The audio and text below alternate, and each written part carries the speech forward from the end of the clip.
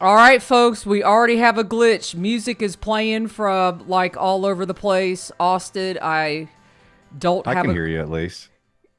Can you hear? Did the music I play twice? I couldn't hear any music, so that's okay. What is happening? I've got feedback. Audio. I have no idea This is what's how going on. lives end up. Uh, this is what we signed up for with the lives. We weren't sure if we are going to be able to do this We live. have a delay. Um, a lot of kinks that Oh, wait. Y'all were know what I worked just out, did? but I think. Can you even hear me? Yeah, can you hear me? No, I can't hear you at all. Oh my gosh. No music playing now. Well, guess what? I Welcome, have my folks. laptop going. This is how the real world works. So, Austin, you cannot hear me.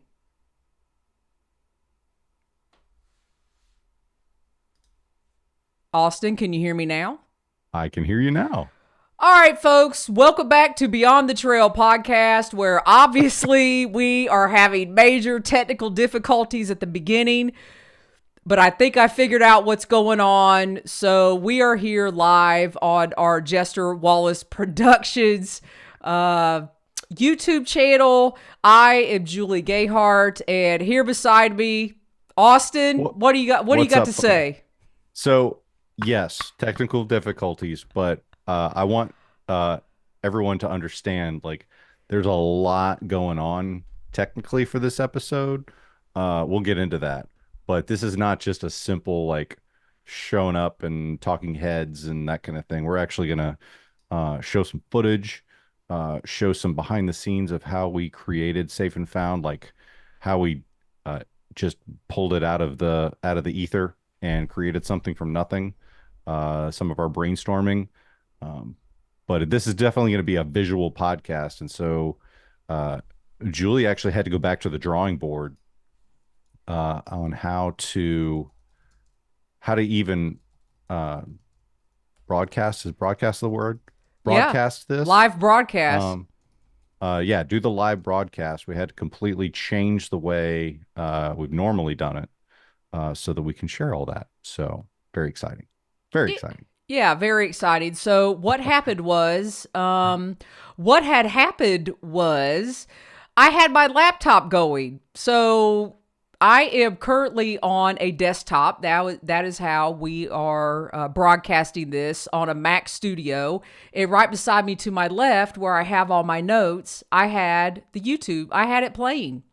So this whole time I was like, why am I hearing everything double? And why could Austin not hear me? So, folks, we do know what we're doing. We're trying something new. And yeah, so we should probably rewind a little bit. Welcome to the director's cut, episode number 1. As Austin said, we have a lot of footage that many hours, I would say 50 plus hours of footage Yeah, that easily. was not able to make the film Safe and Found, a search and rescue documentary. And a couple weeks ago, Austin, you and I got together and we were like, should we just put out the full interviews? Like, how should we do this? And somehow in an hour conversation, we ended up saying, hey, let's go live and share some of this. Let's share some of the behind the scenes. Let's share how we decided to produce the film, hash things out, and what type of work went into this. So that's kind of where we are. So we officially premiered Safe and Found in January of this year, 2024. And I'm proud to say we have gone on tour, I guess is the way you could say it. We have taken the film to Damascus Trail Days in May. And then where else have we gone, Austin? I've already forgotten where we've gone. We went to Damascus We Trail went Days. Damascus. We went to the ALDA conference just most recently up in Abingdon, Virginia. And Safe and Found has been shown out in Colorado. We were not able to make that. Um, and then we've also been Julie, you've been submitting it to film festivals, and we were actually uh, a what is it, quarterfinalist in outdoor film festival in Sparta. West Virginia, or not West Virginia, in Wisconsin, it's Wisconsin up there. So it's really kind of made the rounds. We're up to 16, I think almost 17,000 views on YouTube, which is a lot for us. And I think it's just I love there's I look back at a lot of the things that I've done as a video creator, and then things that we've done with Jester Wallis, and been like, we could have done that better. And there's still stuff I still get that with Safe and Found, but I am genuinely proud of what we have created, Julie. It is, I just, it is heartwarming every time we talk to somebody that's watched it has impacted them somehow. Um, and I couldn't be more proud of what we've done. Um, but what we wanted to do with this series, and there's just there, and even with the series, we won't be able to show everything. But what we wanted to do is kind of show some of the stuff that didn't make that final cut. The footage from the interviews, just some of this just amazing stuff. And one of the things that Julie and I kind of wrestled with was like, how do we show that? Like in and editing a video and putting it out there and kind of polishing off the rough edges is time consuming. I'm not gonna lie, it's time consuming. And part of me not wanting to do that is just the fact that I don't have or don't want to do the time commitment to make that product for you. But what I think, and this, I think I actually like this better, because what we're going to do tonight and for the rest of this series is show you just the raw, unedited footage as I see it when I edit it in Final Cut Pro. So Final Cut Pro is the video editing program that I use to create all these videos. And so I'm actually going to do, that was kind of one of the technical glitches that we worked through to create this tonight, was so that I can share my screen and show you what I see when I'm editing the video. And we'll be able to show you all of the footage that we worked from. Yeah. And the other cool part that I'm excited to share is we're going to show you how we kind of piece together the storyline. This, Julie, folks, is something to see. Yeah. Do you want to talk about that a little bit? Yeah. I guess we should switch the screen here. So Yeah, before go I for it. switch the screen over to show you guys, so what Austin and I would do is we would get out our calendars and we would schedule 2-hour increments where we could talk to each other and brainstorm. And what Austin did beautifully as we talked and came up with ideas is he would put things on storyboards for us. So this is our real live storyboard that we started with and came up with, okay, now we have all this footage. Now we need to come up with a story. Both of us have things in our minds that we want to do. And this very first page, Austin is majorly organized when it comes to this. He's color coded and it helps me. And as you can see here, like on this first slide, the team is referring to the Haywood County Search and Rescue Team. So our original concept was involving more of the film exclusively around the team and Nancy East. And that is not ended up, obviously that did not happen, because as we went through our brainstorming process, ideas just began to flow. And Austin, correct me if I'm wrong, I think it took us 2 or 3 sessions. I mean, if you go to slide number 2, it actually says the beginning. And this was kind of a timeline that we came up with. Who's going to be the opening shot? We agreed in the beginning it was going to be Elizabeth, or what was that going to sound like? And then something that did not make the film at all, a little sound bite. We had Nancy read some excerpts from her book, and Austin's laughing.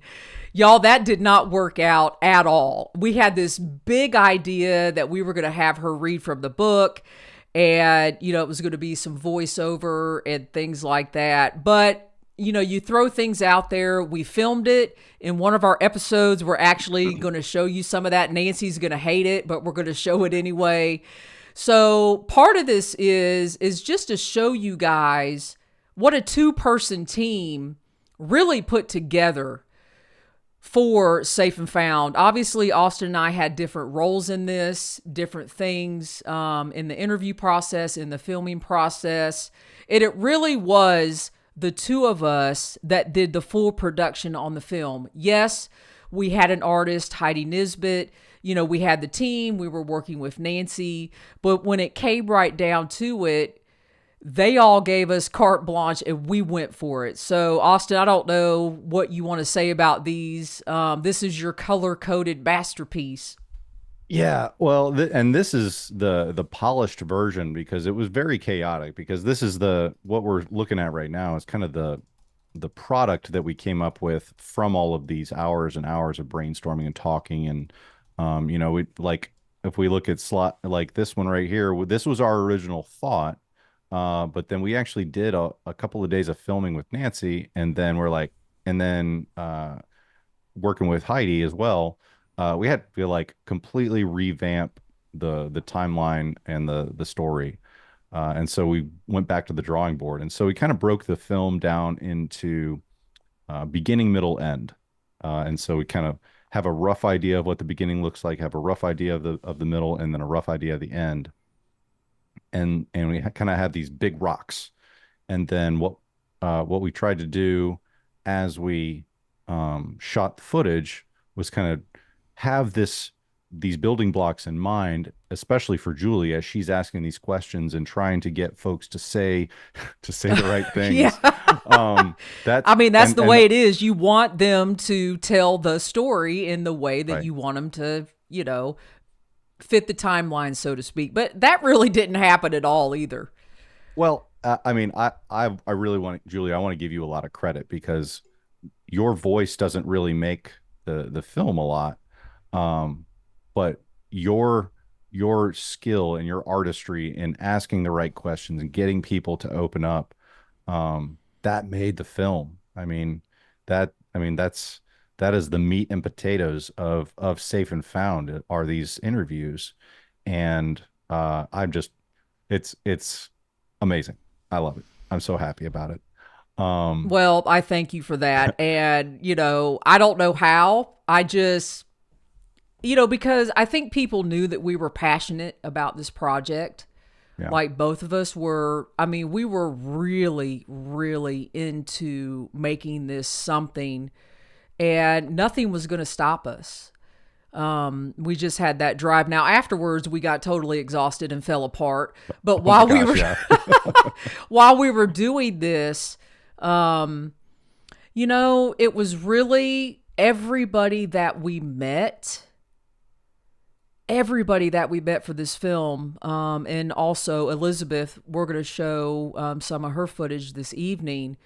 Being able to go to her house and travel to Kentucky and her opening her home to us to interview her about her mom that passed away in the Great Smoky Mountains National Park. That in and of itself is a true honor. Yes. And you guys are going to hear something at the end of this clip we're going to show you. I'll just leave it at that. Something Elizabeth said. So we got really lucky. Yeah. The trust that Elizabeth showed us was humbling, quite frankly. That if you've ever heard of imposter syndrome, like here we are coming into this woman's house with lots of cameras and big fancy lights, and we're going to talk about her deepest, darkest hurt.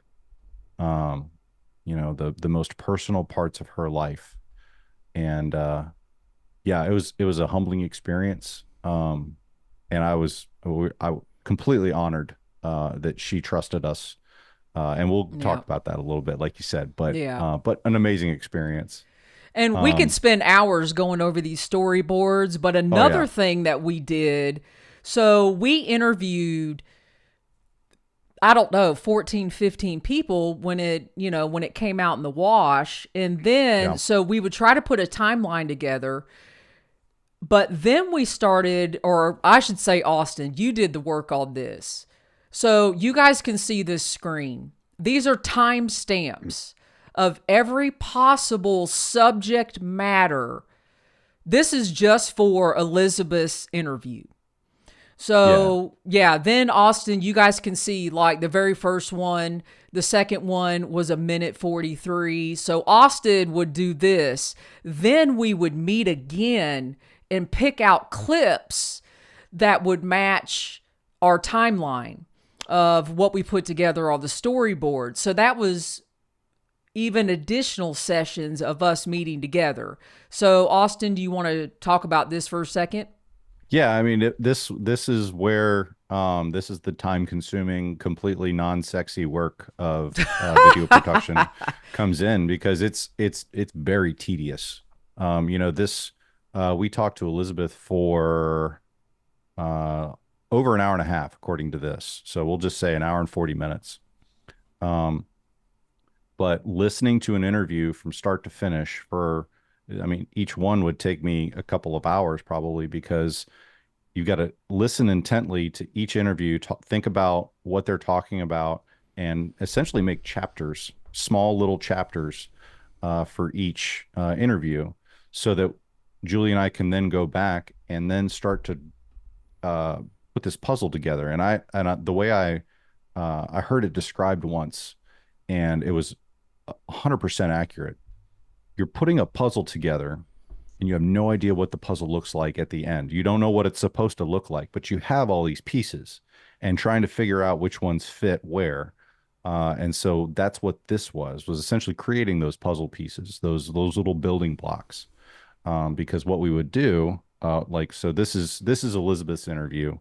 She actually took up 2 slides because it was such a long interview. But what we did with these, switch back over, switch over, and then we either have that's not a great example, but like this is one that we used for David Crockett, and we'll do a whole episode for the Snow Boys. But this is how we start putting together that timeline, that dialogue that you see in the final film, is essentially organizing all of these clips into a single timeline. And this is how we did that. And it's just as tedious as it looks. But there are lots of different ways to do it, and there are literally teams of people on professional films that do this. But it was just Julie and I on this. Yeah. So it was us doing this. So it was a lot of work. But again, I'm super proud of the product. Yeah, so you could see here that it's just not possible in a 46-minute, almost 47-minute film to have, you've got 20 plus hours worth of interviews, if not more. And that's Right. why we wanted to start this series, the director's cut, and kind of go behind the scenes and show you guys, some important clips that didn't make the film. So as Austin's going through there, what we want to do this evening is we're going to show you some important clips from Elizabeth's interview. And they're going to come right out of Austin's Final Cut Pro if we can make that happen. Yep. So there it is on the screen. So y'all, this was a process. This is why it took us a year to interview, to meet with everybody. That was the fun part, interacting with everybody that was in the film. And then we had to put our heads down and go to work. So Austin, you could take over here because this is your baby. This is where you get to geek out a little bit about the software that you use before we actually get into the clips that we want to show from Elizabeth. So we're going to show some clips. We're going to talk about them after each little point. And then before we do that, Austin, geek out. So what I'm pulling up right now, if I neglected to open it before we started, so my computer's keep taking it just a minute. But what I want to show, uh, if all right, it's still loading. There we go. So you can see here down on here on the bottom, this all of this nonsense down here on the bottom, this is safe and found. This is the final cut um that we rendered safe and found from. And so let me turn this off so it doesn't do something weird. Yeah, so you Come on, guys could Daddy. see there, like, So Austin's there's showing you the final piece, but the credits, you had to design the credits before you even put it in Final Cut Pro. yeah, so this the credits were a major undertaking. Um and what you can't see here is because I actually had to learn. So there's a program called Apple Motion, and so I had to learn how to use that program. And then I, full disclosure, I used a template as a starting point, but used that template in Apple Motion to create the credits. And so there was a lot of trial and error, a lot of way more hours than it should have taken as I learned this process. But that's why I make like all these places we've gone. I make I don't like, for instance, at Alda. We just showed it at Alda a couple of weeks ago, and we're sitting in the classroom, this amphitheater or theater style classroom, and the as you can see, the credits are not short. We go from 43:20 to 46, so almost 3 minutes of credits. But I force people to watch it. I Yeah. don't I don't move because one, because we have the dedication for the film at the end for Susan Clements, and we have this wonderful uh, poem that was written by Michael Tollison, who we didn't know who he was, but the poem was actually written by Michael, and then he sent that to Elizabeth, and it was she was the one that she showed or shared with us a bunch of pictures. But I want to say when they had Susan's funeral, they had this Yeah, they did. poem on display. They had just printed it out, framed it, and put it on as a display. Uh, and that's how we found out that this poem even existed. Because to his credit, Michael didn't share it with anybody else except for Elizabeth. Yeah. And I just it was wonderful, and we wanted to dedicate the film to Susan, and so that's how we found the poem. But the credits were a huge undertaking to just learn the graphics and taking Heidi's art and putting it in, interlaying it in there. And then I Yeah, would so have an super fun. idea, Austin, what if we did this? And then Austin would cuss me out under his breath and then tell me there's just no possible way this could happen. Next thing I know, Here we are. here we are. You did it. Uh, So one of the but yes, things that you did was the script on the picture at the end was Susan, yeah. the handwriting, like an I don't even old remember how did I Polaroid do that. picture. Yeah. So Heidi drew this picture, and I was like, in my mind, I was like, man, that looks like an old Polaroid. And you know how on Polaroids everybody would write the date and stuff like that. Grandpa 19, Yeah. 62, playing checkers. So that was like in my brain. So I don't know if I sent you a message and I was like, what if you got handwriting on the Polaroid? And I bet you were like, what was your gut reaction, Austin? Not what you said to me. I was like, oh, okay, I can do this. Well, and again, a lot of this is learning by doing, because I never went to film school. I'm just a dude with a MacBook, and just learning by doing.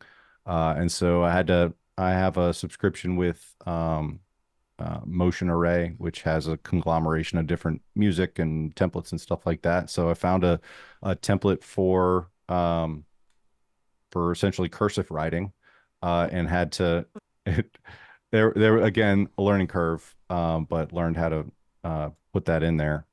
So yeah, it was fun. It was fun. I'm happy again with the ending, but it was very tedious. But But yeah, you can see kind of here on this timeline, down here on the bottom, you can see these are all clips directly from interviews. And so, but on the top are what we call B-roll. So in the film industry, they have A-roll and B-roll. A-roll being your interviews and that kind of thing, and B-roll is essentially what goes over the top. Literally, in this case, on the timeline, goes over the top, so that it's not just talking heads for 45 minutes. And so that's what you see here on the top, so that I can uh, clip and place the stuff exactly where it needs to go. And it was so once we got the interviews set on the timeline, these clips down here, it was uh, then the real challenge was finding B-roll that fit what was going on, whatever they were talking about. And so I used a conglomeration of things that we had shot. I found some stock footage um, from Motion Array and Adobe that kind of fit as well. So full disclosure, I didn't shoot everything that was in Safe and Found. But from what I've been And we told, should say that's every film person does this. There is no yes. Well, that's what I movie was that going to does not say. have stock footage.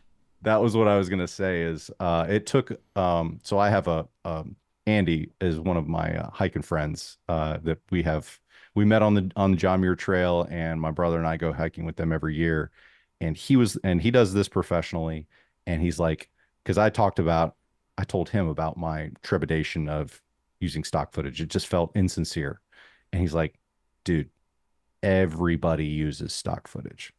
So there's stock footage in Safe and Found. Um, but yeah, so this is the B-roll here on the top, and the way I kind of tried to organize it was I have all these what we call libraries over here on the left. So this is my B-roll library, and so everything is organized by like everything that we talked about with the snowboys. I've got all kinds of different cold weather clips that show cold weather, just in case I needed to use something. And here's all the stock footage that we used. Oh, I didn't like that. So, but yeah, so just not going to belabor the fact, but I want to be able to show all of the different, puzzle pieces that we had in order to put this 46-minute puzzle together. So, we'll move over to Elizabeth's interview. And so down here, you can see these are all of our interviews. So we actually did, uh, according to this, 12, but you can see up here on the top, Nancy East has we interviewed her three different times. Yeah. And so she's got her own interviews, but each of these uh, blocks represents a separate interview. And so each interview you can see has different video and audio inputs. So each person has had their own mic. Each person had their own camera. And again, we're going to I have was in other charge of the episodes. mics, by the way. I had to make sure the mics were on point. We've Oh my even gosh, learned yeah. about audio now and utilize it a different way. So the Yeah. learning never stopped. And so what I would do is once we were done with an interview, I'll show this. In order to put the interview together, uh, you can see here for each interview, I had at least two cameras. And so this actually shows you these camera views. So up here is the primary. And then if you look down here, I actually had another view just in case if this camera decided to die or the memory card corrupted or whatever, we at least had a backup. So we had that. And then all of these represent the different audio clips. So yeah, lots going on Yeah. that you don't actually see all the time. So For this evening, we've got some of our favorite moments, and I say favorite because I should say memorable moments yeah, during Elizabeth's interview, and we could make a whole nother film just utilizing Elizabeth's interview. And yeah, I think we've got about 17 minutes. So we're going yeah, to show you guys some clips, and then we'll pause and then talk about those moments. Sound good, Austin? yeah. So just to give some context, this first one that we're going to show is the very, very, very beginning. of the interview. So we're just getting set up. Julie and I. So to give some context, Julie and I drove up to Northern Kentucky, just south of the river in Cincinnati, uh, to visit Elizabeth. Elizabeth invited us to her home, so the interview was in her living room, and so we set up the cameras, we set up the lights. Um, her dog, I don't know if we have the photo I took just by sitting behind the camera, but her dog was there the whole time, sweet Yeah. little dog. And so yeah, it was just a conversation in her living room. And so uh, yeah, when this happened, when this first clip happened and we got it on film, I knew in that moment that that was going to go in the final cut of the film. It was too powerful. So I won't say anything else unless Julie, you want to say anything else. I'm just going to roll the beautiful bean footage. No, I think we're All ready. right, let's do it. Okay, am I looking at any of the cameras? Look right at Julie. Okay, perfect. Yeah, tell us who you are and the relationship with Susan. And we'll go into who your mom is, who your mom was. Can I just start? Okay. My name is Elizabeth. I am a full-time wedding photographer in Cincinnati, Ohio. Or, I guess not really. I'm in Northern Kentucky. That's okay. My mom went missing in October of 2018, and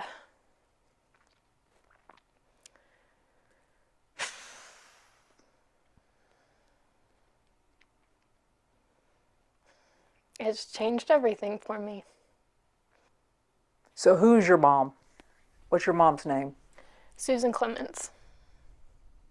Let me grab some Kleenex. Yeah. Tell me where to go. I have some in the bathroom on the shelf. I actually have some too in my. I thought I'd be able to get through the first sentence. I'm not worried. Okay, good. So let's start. Why don't we start over? Okay, I think that'd be good. And don't feel bad. I mean, I would. I don't even know. I would. I haven't talked about this at all since those videos. I filmed the last one and didn't. Austin, pause that for just a second. I said that. I had no clue what to say to her at this point. I mean, we had just started. So, I mean, we were all emotional. I mean, I had Kleenex in my hand the whole time. So, truth be told, I think to me, I just babbled something to make her feel okay. That's what it sounded like to me when I was listening this back. So I just wanted to say that I had no idea what to say to her. It was such a raw moment. I mean, there's just from a filmmaking perspective, it's not often that you get to catch such a raw emotion on film. And we actually did that more than once Yeah. in our interviews. We'll get into a few of those down the road, but this one, it just resonated so much with obviously with everyone.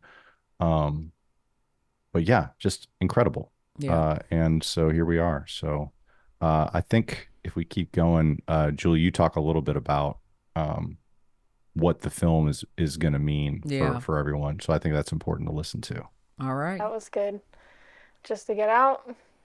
And the other thing, just to give some context as well. So when all of this, when the search was happening and everything like that, Elizabeth actually made YouTube videos documenting kind of her experience.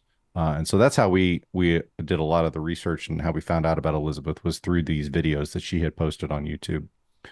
So I encourage you, if you want, they're still out there on her channel, Elizabeth Clements. And yeah, so that's what she's referring to when she talks about these videos.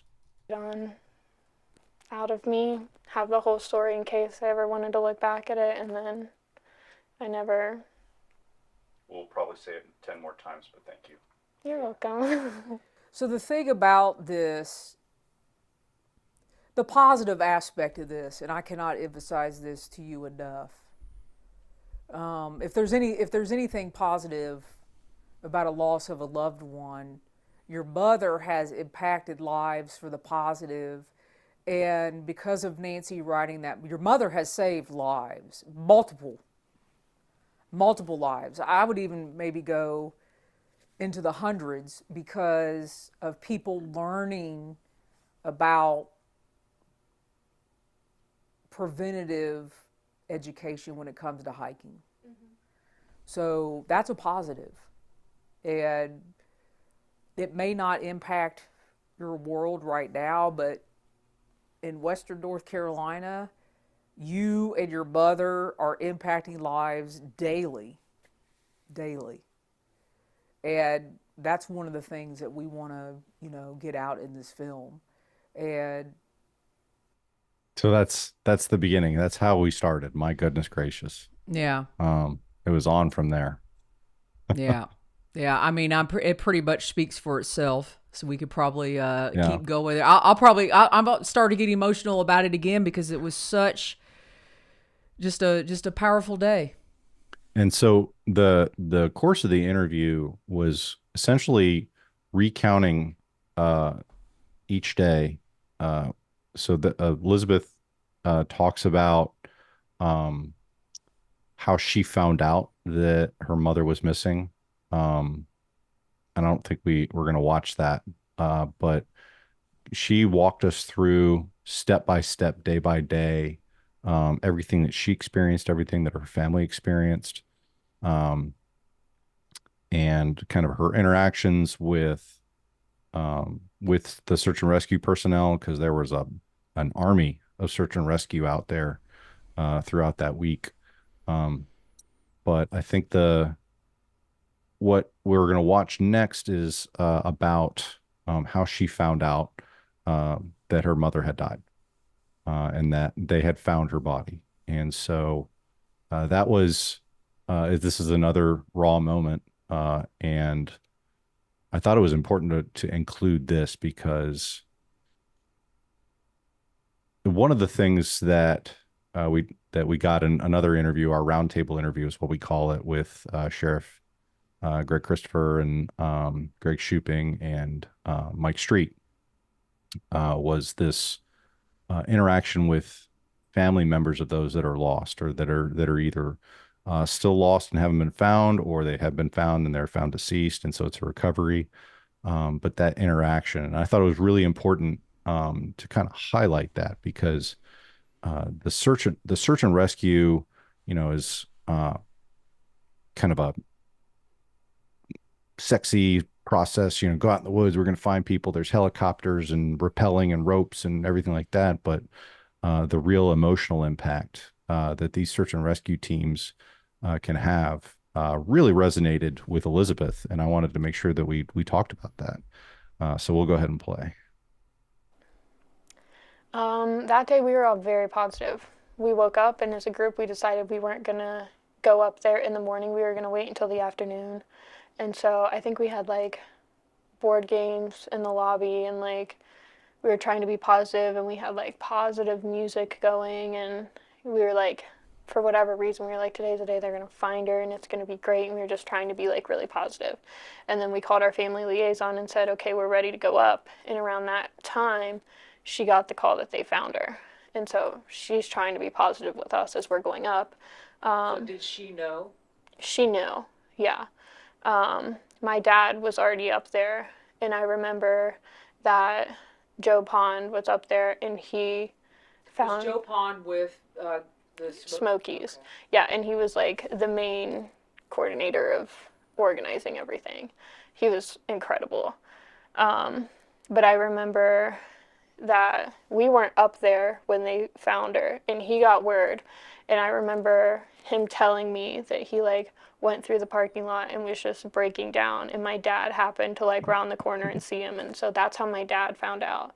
So my dad knew before we were up there, and then we got up there, and of course we're all getting out of the little van thing all positive and stuff, and they're like, we need to see you in the tent. And I was like, okay, we have answers. Whatever it's going to be, they're going to tell us, we're going to have answers. So they started by telling us, we found your mom.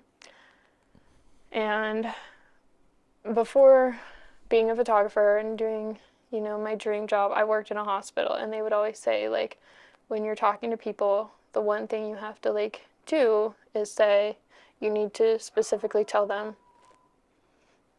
It's okay. You need to specifically tell them that their loved one has died. Their loved one is dead. You need to use very big specifics. Let me tell my husband to open the basement door and just grab him. We'll pause real quick. Okay. They pulled us into the tent, and then they said, we found your mom. She's died. And so, you know, the words just kind of hit you. I remember he started going into specifics about, like, you know, they followed the trail. I guess on day, like, 6, they had found, like, a slip in the mud or her poncho or something like that. And so they started going through, the door was opening and closing. He started going through the details on how they found her, the path that she took and where she was found, the team that found her and everything like that.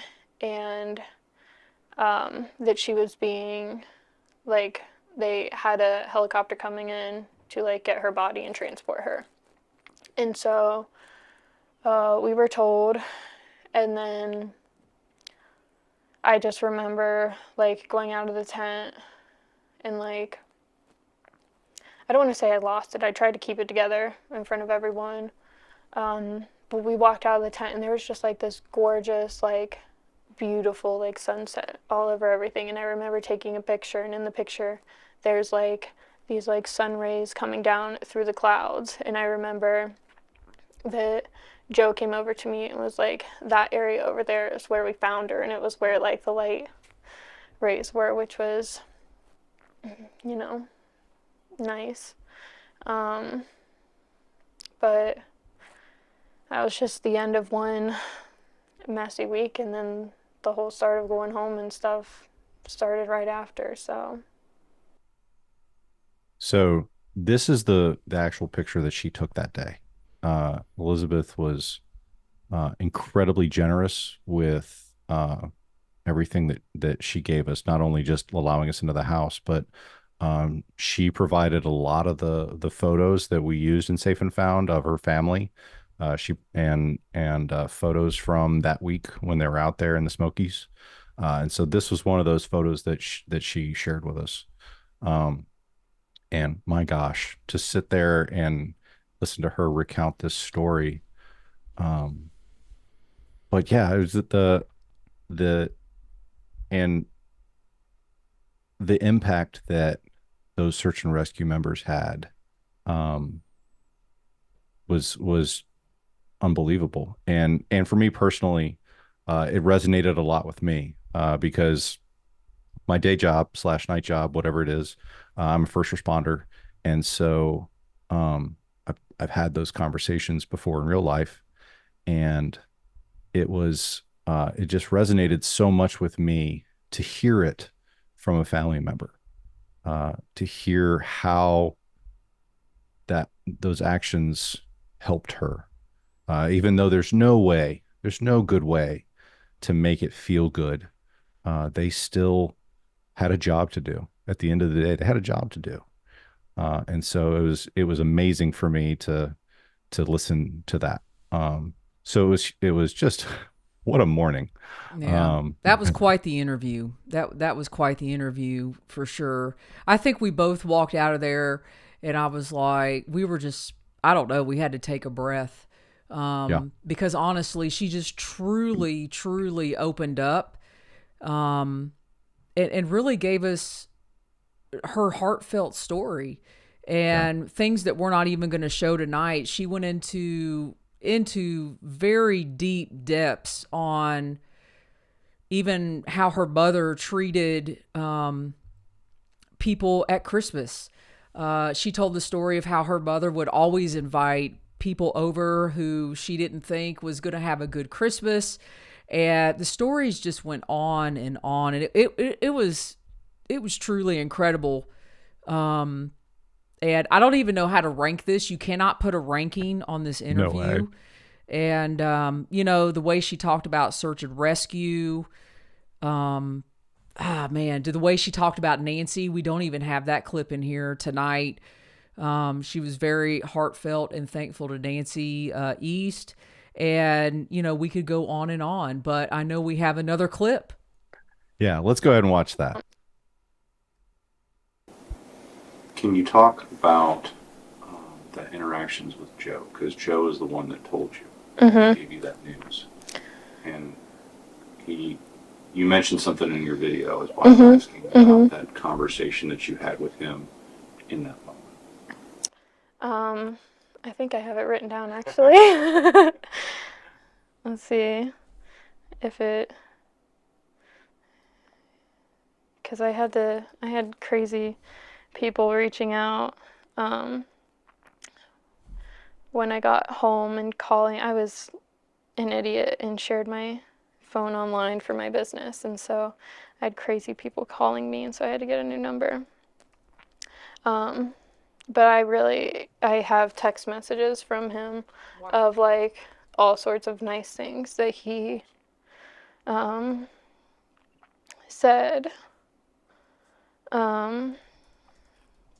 But I have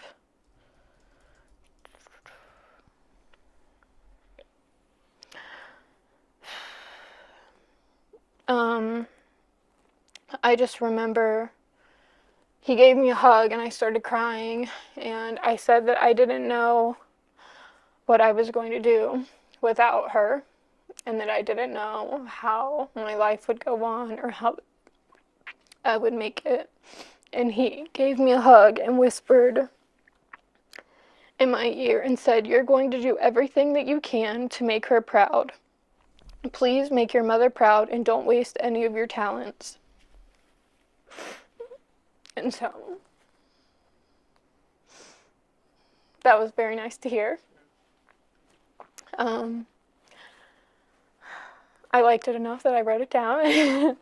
Even being told, almost 5 years later, I have it on my phone. But even after that, he would still text me. Those texts that I have are from November, so it was even a few weeks after. And then a week after I got back, I had I don't know if it was a girls' trip or it was just like a group that I was friends with in PT school, but we had a cabin booked down at the Smokies for the first time ever going there.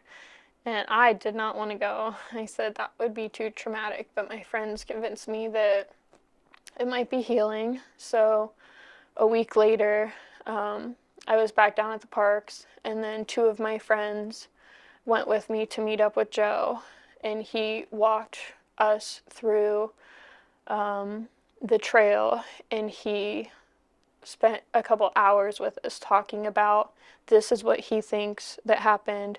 And at that point there were still those little like markers on trees and stuff for where search and rescue crews went, like, this color means that they went this far the night that she went missing.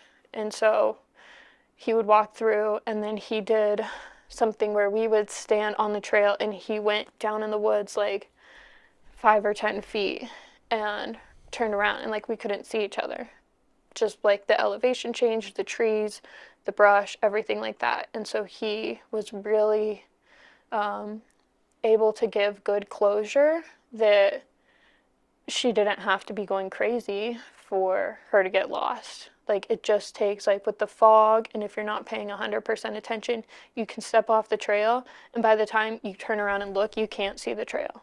So you could be, just a couple feet off of it and not know. So I think that was huge closure-wise. It was so kind of him to take the time to do that.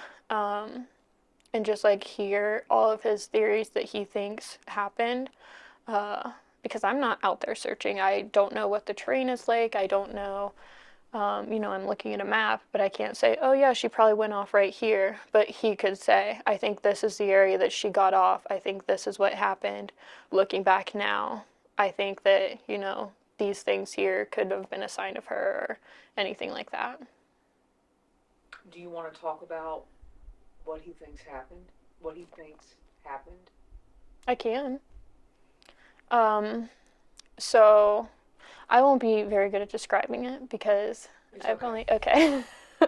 But basically, I guess there's one trail that my mom and sister were on, and then you're coming up a hill and you can either veer off and go to the parking lot or you can continue up to go to the dome. And then if you continue up, you hit the AT and then you turn on that and it'll take you to the dome. Or if you go up those stairs to the parking lot, you can go to the parking lot and then take a different path up to the dome. Joe thinks that night she was looking down at her feet, and I believe this because the first time we were hiking there, it was rainy, foggy. I was looking down, and if the person in front of me wouldn't say, here's the turnoff, I would have gone straight. He thinks that my mom went straight instead of going to the parking lot, got to the AT, and then instead of turning and going towards the dome or the parking lot, she went the other way. He thinks that the markings weren't very good, couldn't see them, weren't standing out enough, and that she walked along the trail. I do think it was quite a while, if I'm remembering right, from just walking with him. But we got to a point, and obviously he had GPS coordinates now that he knew where she was found. But he got to a point and said, I think that she followed this little, it was one of those water runoff paths that to someone who's not experienced can look like, well, maybe this is part of it. Wandered off that, got lost. I know that when they told us that they found her, they said that she had, the way that they had tracked it is that they found the piece of plastic poncho stuck in a tree, kept going down, and then there was a big thorn bush or something, something that would scratch you or whatever. And so instead of going through it, she went around it, and since it was so rainy and stuff that week, she went around it, and they could see the shoes slipping in the mud, and then the handprints of where she fell and pushed herself up, and then they could follow that path down, and there was a spring or a creek or something, and then that's where they found her there. And so her autopsy results came back that she died of hypothermia, and then yeah. One of the things that I did, and it was kind of one of the last steps in the filming process, was actually going out to Klingman's Dome, and I spent the morning just filming B-roll in that area. And so we had already filmed this interview, so I kind of had that in the back of my mind, and it was probably one of the most, I don't even know how to describe it. It was a hike, but I felt like I was in a church. And because I intentionally went very, very early, so there was no one else out there, and was out on the trail by myself, with the intention of filming B-roll for the film. But I walked this trail. I walked the area that Elizabeth is describing right now, the trail junctions, and went out to where they believe Susan went off trail, and it was it was another worldly experience. Yeah, one of the things that we're not going to show, Elizabeth was very open with us and showed us the maps, because Search and Rescue gave her the final maps that they had used. And, I could imagine, Austin, I was not able to go with you that morning, but just looking at the maps, knowing I've been in that area so many times, Yeah. going up to, the Appalachian Trail in that area.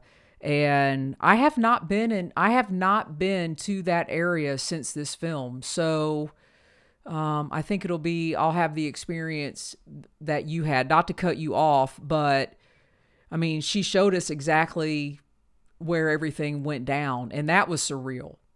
Yeah.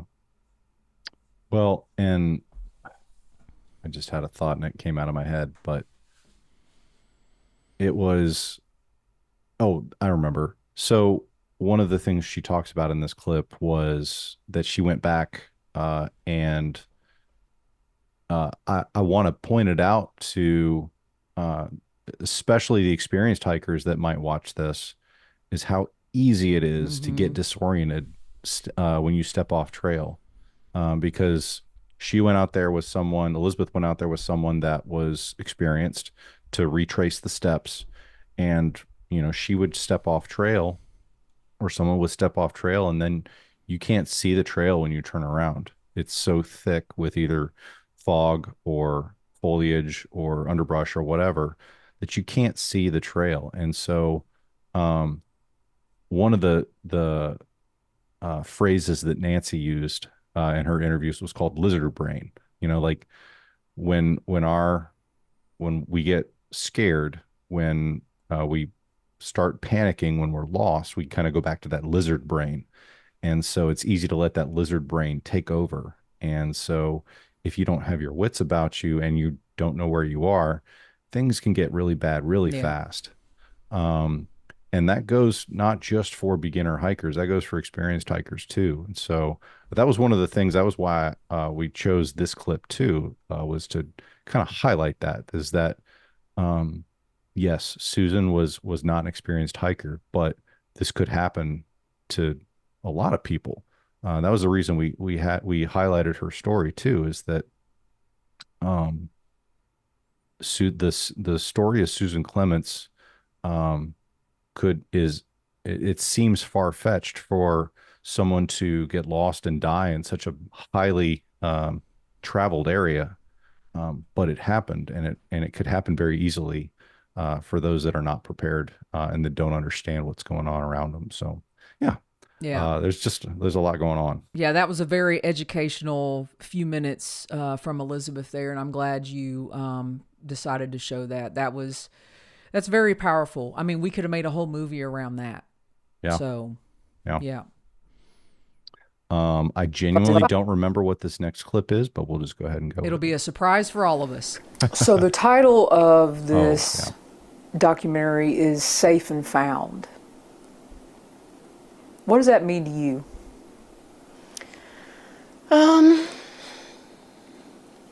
I would have loved for my mom to be found safe, but I think the even bigger importance is that she was found at all. My aunt and I still talk about what would have happened if she wasn't found. How long do you stay down there? How long do you sleep at the hotel? When do you decide, I'm not needed, I should just go back home and continue my life? And then years of wondering and no answers. And I think that at the end of the day, it's not the outcome we wanted, but it's much better than what it could have been. I could not imagine for years and years not knowing. I do want to say, go ahead. Yeah, real quick. So when Elizabeth said this, I knew we were doing the right thing, because the entire impetus of the film is based around pretty much back in 2016, a very close family friend of mine, his name is Chris Sherpa Fowler. He went missing on the Pacific Crest Trail, and he is still missing. So he has not been found. And ever since 2016, that's when I made a decision to be a better hiker. That's when I made a decision that my family needs to be involved and know where I'm at on the trail, and really dive into hiker safety, preventative search and rescue. And when she said that about she doesn't know what she would do, and she's very glad that her mother was found, there's still families out there that don't know where their hikers are. And this is the reason that we made this film. And this is the reason that we wanted it to be educational. Yeah. I can't say it any better than what you just did. It's so important. And we talk about it in the film a little bit, that there's search and rescue and there's search and recovery. Both are equally important, because one is bringing a family member, well, in a way, both are bringing family members home, but especially on the recovery side, that open-ended not knowing can be torture, absolute torture with no end. And so this team was able to provide that for the Clements family, and for Susan and Susan's family, for Elizabeth, for everyone. And so even though they couldn't bring Susan back, there is still comfort there. So Yeah. And this last clip, should we just roll it and then talk afterwards? Yeah, let's do that. Yeah, I will admit I wasn't going to meet with you guys, and I called my dad and said, do you think I should do this? And he was like, if you sitting down and going through an hour or two of opening stuff back up just helps one person, I think it's worth that hour or two. And I was like, okay, there's my answer. Nothing else I was going to say matters, I guess. So when all of this happened, the Susan Clements search made national news. And so it got a lot of attention, and Elizabeth talked to us about it. And I don't think we kind of traded a lot of emails before this happened, but she talked about the fact that all the major news networks from around the country wanted to talk to her, and she declined every single one. She didn't talk to any news outlets when it happened. And we owe everything to Miss Nancy East for opening this door for us. It was our affiliation with Nancy that Elizabeth gave us that second thought. It was, instead of just brushing us aside, she gave us a chance. And Elizabeth couldn't come to the premiere of Safe and Found, but her dad did. Yeah, that was incredible. And it was a complete surprise. We didn't know he was coming. He ended up sitting back in the back with my family. We didn't know who he was, and then we're like, "Oh my gosh, that's him!" And Susan's sister was there too, but I did not meet her. Yeah, we didn't know. But that message, that last part where she says, if her dad telling her this, if it helps one person, then it's worth it. And that was our approach to Safe and Found as a whole. If it helps one person, if it saves one person, it's worth it.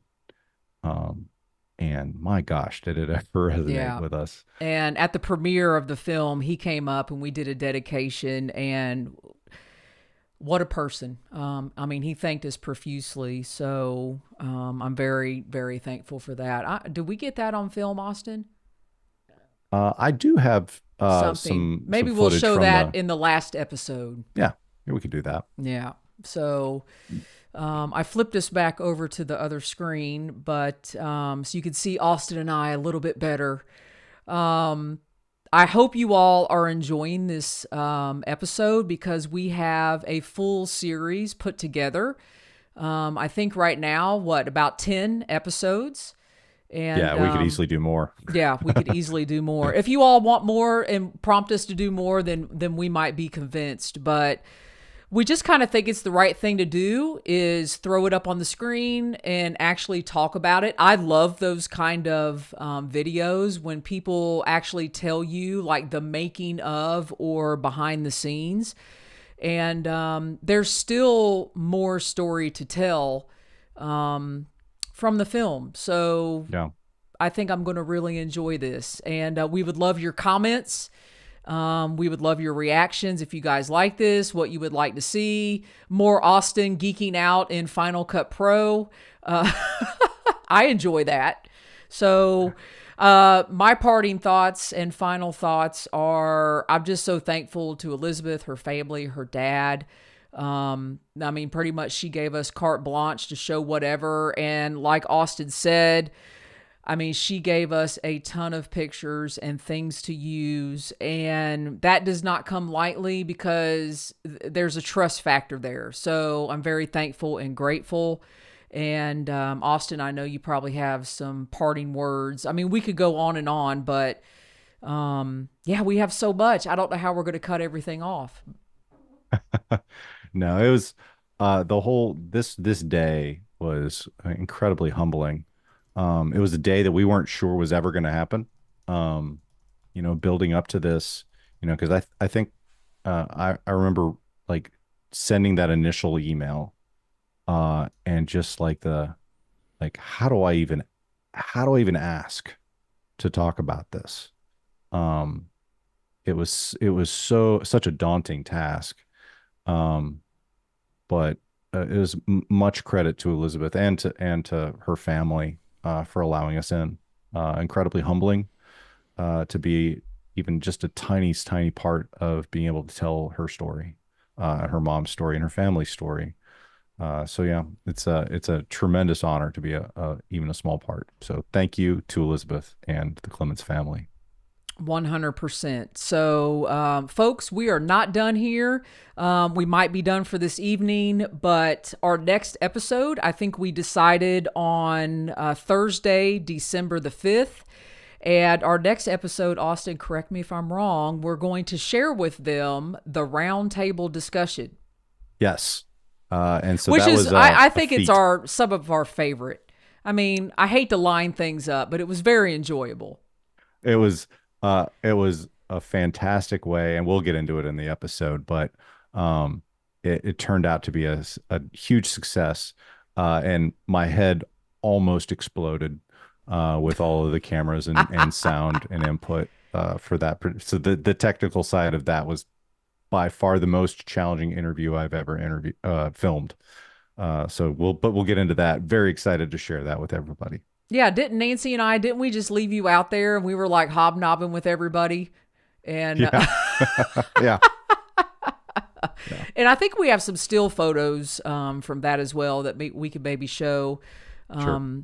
here next month. So, y'all, I don't have anything else. I hope you enjoy this format. Austin has done more amazing work to put these clips together. And we will see you Thursday, December the 5th at 7 p.m. unless I decide to blow up eCab or the live streaming. Maybe I'll figure it out by then. But until then, as always, everybody, be safe out there in Austin. Good times.